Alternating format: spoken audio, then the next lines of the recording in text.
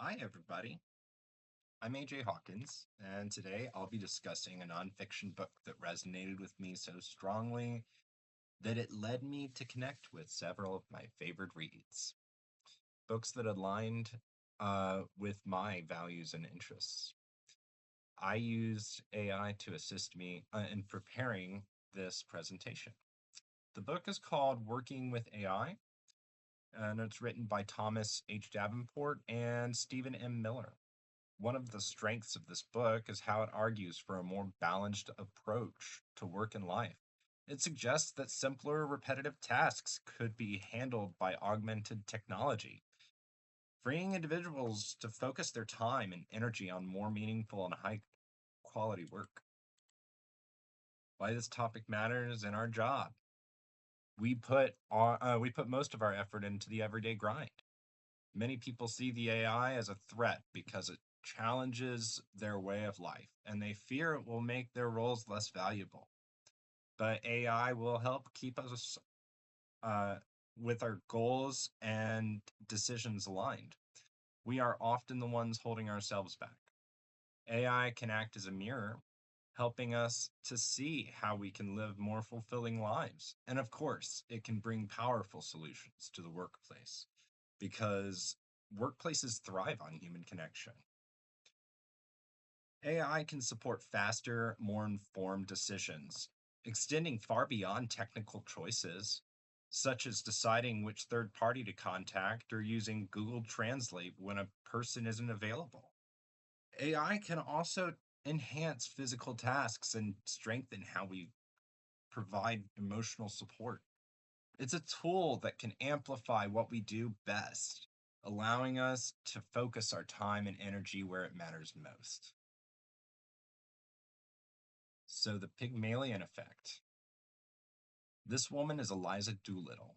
She is a flower girl who peddles flowers on the streets. She is unfortunate in her appearance, unkempt, without composure, and unable to speak proper English. When she was approached by a phoneticist and his colleague as she was trying to sell flowers to them, the colleagues the colleague was appalled by her speech and manners, but the phoneticist made a wager that he could clean her up, elevate her English to a high level of quality, and pass her off as a false duchess. You might also recognize her from My Fair Lady and from the play Pygmalion, which inspired the film.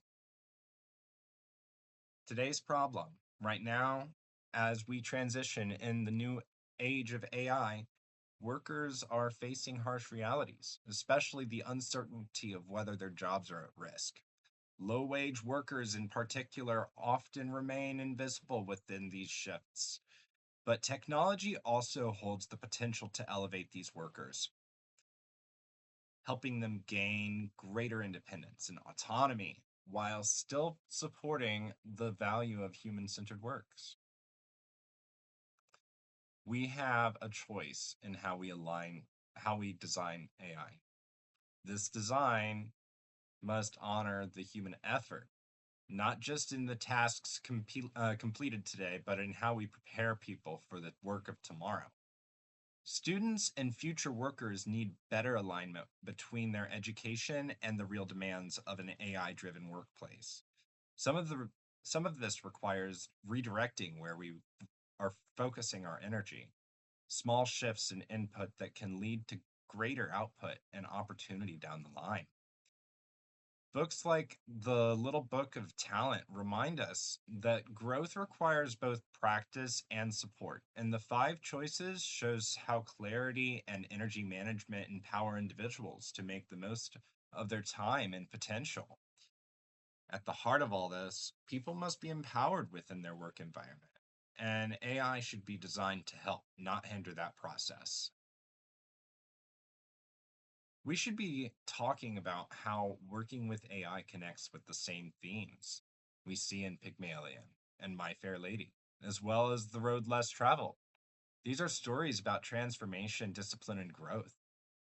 We also need to consider the larger shift happening right now, a paradigm shift, a true one. We can relate this directly to Nickel and Dimed, where Barbara Ehrenreich had to give up her well earned titles, her access to royalties, and much of what most people take for granted just to experience low wage work firsthand. I mean, I understand that a person should be concerned about their job and their likelihood of keeping the money rolling in. Low wage workers today face a similar reality. In many ways, they do not have access to the same rights, recognition, or autonomy that others enjoy. These are the voices that should be heard as we move forward with AI. So, how we choose our future? First, we need to design AI systems that apply the Pygmalion effect, systems that recognize potential and actively nurture growth rather than limiting it. Second, our schools and workplaces must adapt, supporting each individual's needs and focus instead of forcing everyone through the same narrow pipeline. If you want true empowerment, learning and work environments must be flexible enough to meet people where they are. And finally, human dignity must come first. Technology should serve people, not the other way around. This is the future that we should be choosing. So, in the end, this is what it comes down to. No person should have to live a life of less for having given more than most. This is something that actually came to my mind as I was reading this works, and that there are so many times that people have given their all just to work and pay for their house needs, their living expenses. So as we move forward into this new era of AI and augmentation, we have the opportunity and the responsibility to design systems that honor human effort, elevate dignity, help everyone grow. I hope this conversation helps us all think a little more about how we can do that.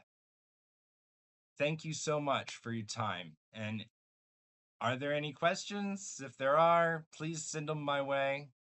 I'd love to hear them. Have a good day.